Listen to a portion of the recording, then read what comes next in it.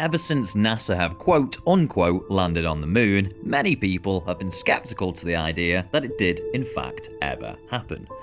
Some people have even come to doubt that space exists at all, and what we believe space to be is really a combination of CGI and green screens.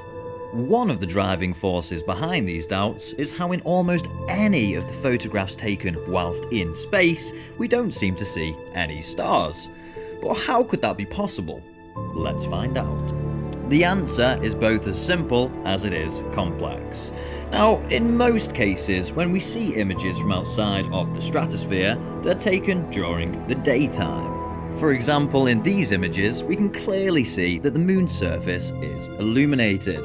Now, I don't think it takes a NASA-trained rocket scientist to understand that the light from the sun makes it harder to see the light emitting from stars that are millions of light years away. Now, the second and probably more technical reason is all down to the equipment used to take or record the imagery. For instance, have you ever taken a photo of the moon and then been sorely disappointed how it actually turned out? This happens because of a camera quality known as exposure. Now, when we take a photograph, what happens is the lens of the camera will briefly open to allow light to enter the camera sensor, which then becomes imprinted on the film strip.